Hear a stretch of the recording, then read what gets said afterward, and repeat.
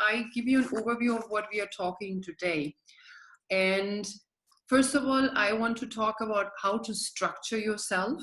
That is my first point. Now, my second point is to create boundaries, limitations, you can say. Third point is to create space for yourself and how to create space for yourself.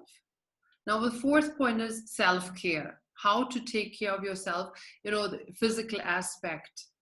And then we have fitness. I would like to talk about fitness as well and why it's so important. The other part will be meditation, how to meditate, and what is important on that, and what are the benefits. Now, the last part is about love and compassion. And I would like to dive right into that, to structure yourself. When I talk about structuring yourself, I basically actually talk about a routine. So, a structure is a way of organizing your life. And, when you have a structure, you wake up in the morning, every morning, with some sense of ownership, of order, of meaning in your life. What is in for us? Why is it so good? Now, one thing is, it helps to cope with change. And change is the circumstances which is not in our hands, but we have to do something with that. We have to take it up as it is and making the most out of it and give a lot of meaning to this and make it our advantages even when it appears as a disadvantage. Now, also it reduces stress and disappointments, by the way, as well. It also helps you for sleeping better, being more productive and focused, and it gives you a lot of energy.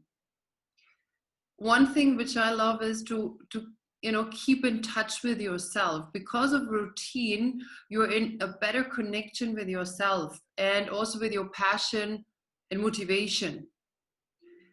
As you can maybe think of, it keeps your mind really healthy. So the mental health is intact most of the time when we just follow our structure, our daily routine. Now, also it helps us to get things done without big efforts. And usually I say, discipline gives you freedom. You have to follow the structure with discipline, obviously. Otherwise, it will just be a wish or a wishful thinking. What is your day looks like? What is your routine? Now, the routine, this is the tricky part, is actually doing things which you're not even really aware of. You're not consciously doing it because you're running on an autopilot. I give an example. A person wakes up in the morning and does always the same thing. May it be going to the loo, may it be brushing the teeth, or may it be something else. But it's always the same thing. It's always the same order. Know your why. So when you have your routine and you say, okay, this is actually good at serving me, what is also the higher purpose? A piece of work you're doing or a project, ask yourself why you're doing that. Ask yourself also when, some people come home, they created a habit. Well, the times we come home from outside, right? They have a glass of wine or a scotch or something, and then they carry on and it becomes a routine, a habit, and it creates somehow a characteristic until they stop and say, okay, wait a minute, what is actually the purpose? What is my why? Oh, I want to comfort myself. I want to just pamper myself. I want to relax my mind. And then they find something which is, even better to do so. When they know their purpose, when they know their why, then they find different choices to make and not doing things just habitually and then, falling into a trap, because drinking every day is certainly not serving your body and your mind and your system as such. I would move on now to set boundaries. Why to set boundaries and how to set boundaries? Now this is you, and guess what your job is? Your job is to take care of yourself and to make you happy. Okay? Now to make you happy, this is just like, yes. You have to set here some kind of a boundary. Okay? So that is it. And this is when you want to go to a disco, somebody is checking. about you if you are allowed to go in or not. And this is something similar. This is like the firewall about data, stuff like that in your computer. Everything has actually a boundary, a protection kind of limitation. Now, this comes from the outside. This can be, some request. This can be also some abuse. This can be also some compliment, etc. But what you do here now is to check. Interesting. Something comes on and you just put this on the plate and say, all right, let me see that. So a lot of people don't have boundaries. When I compliment somebody, oh, you look so wonderful, you look fantastic, you look really fit. And people say, oh, thank you so much. So there's also no boundaries. So some people say, thank you. And then I can sense, okay, there's something which is cross-checking. So in or out. Come in or stay out. And this is the same like if I say, oh, you're so ugly, you're really bad looking, or who chosen these clothes, etc. People feel really bad. Out of 10 people, 8 or 9 definitely feel bad. Why? There was no checking point. So do I want that? Do I want that feedback without even asking that person? Do I want to use that feedback? And I say, so, oh, you know what? Okay, you stay here, but what makes you say that? Because I'm interested and maybe have chosen really the wrong clothes today, or the colors are not matching, or what is it? So this is really important to protect yourself. To set boundaries is really also in the physical aspect, not just in the mental aspect, because we are human beings and we need some space, physically space, that we feel mentally okay. This is not ending up in cabin fever.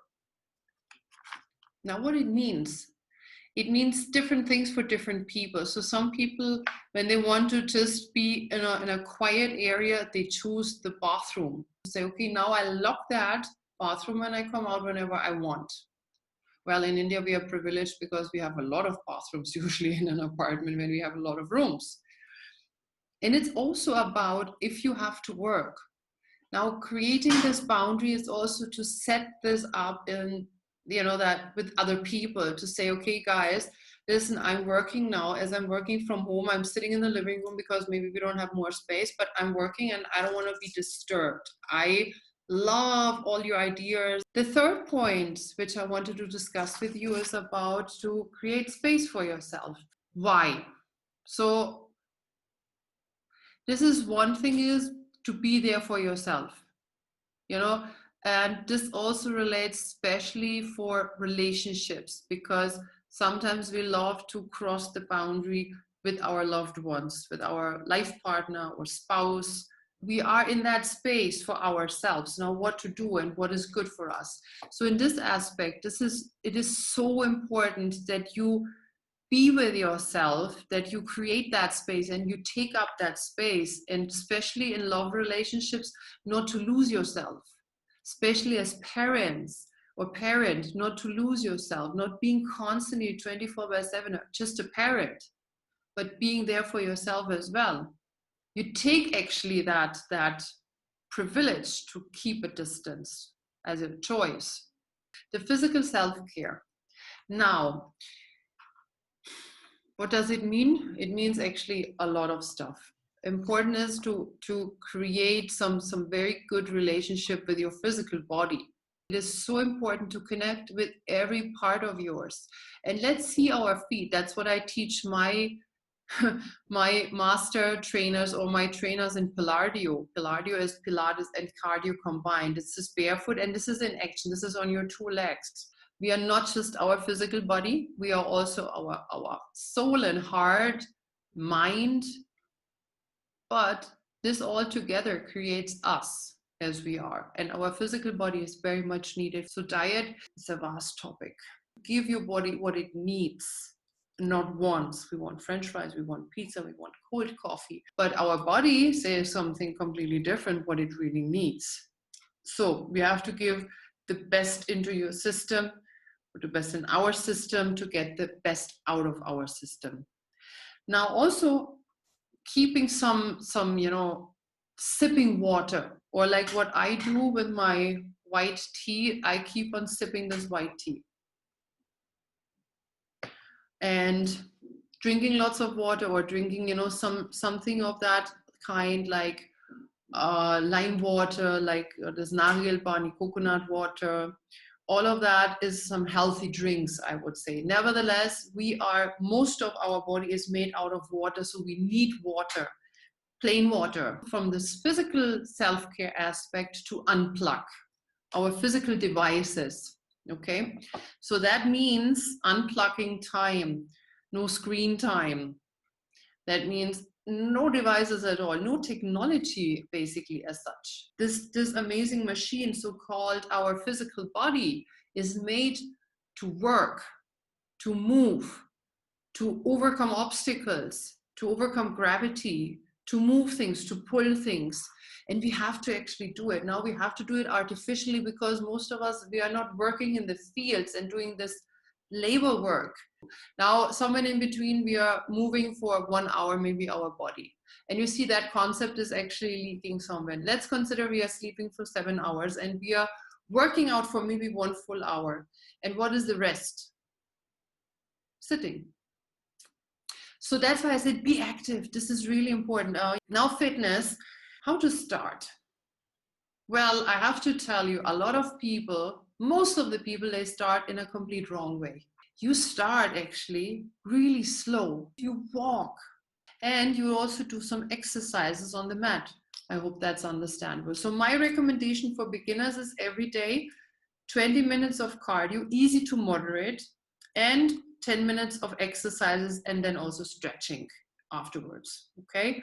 And then advanced beginners, they can actually go for a longer duration for the cardio, 30 to 45 minutes every day, moderate pace, that means brisk walking, and 30 minutes of exercises, mat exercises, or this TheraBands, which you might have. We have meditation.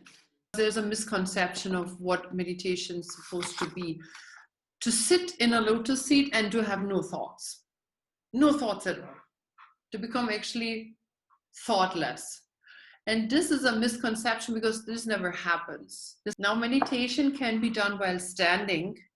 That's one thing we do in Palladio, to put consciously our mind in different body parts, to tense some specific muscles we need, so to prepare ourselves. Now, meditation can be also done while lying down, Shavasana. Now, that's a little tricky, because we, sooner or later in meditation, we are relaxing, right? Completely. Also, our body muscles are relaxing. And a lot of people tend to fall asleep. So this is tricky, and it's really not recommendable for people who just started meditation, or, just meditate for 1 or 2 years. We need a lot of practice not to fall asleep, to stay awake and alert throughout the lying meditation. This is usually good for beginners. Usually how it goes, we're thinking one thing, and this leads to another, that leads to another. Now you know your thoughts, and then you can also question them. You know so much about yourself if you're observing your thoughts. It's truly amazing. Then I move on to our last point today, and this is about love and compassion. This is like a blessing. Okay, so some wonderful person said, the heart is a fearless state of mind. Byron Katie, by the way, said that. There's so much needed, love and compassion, and not trying always to be right, not trying to always prove your point. Love and compassion sets up different priorities, I would say. And this is especially meant for yourself, and not so much about others. Others, they will also follow. If you start practicing this love, and I would say also acceptance and compassion for yourself, it will automatically spread to others. I hope you had a great time and getting the most out of that session.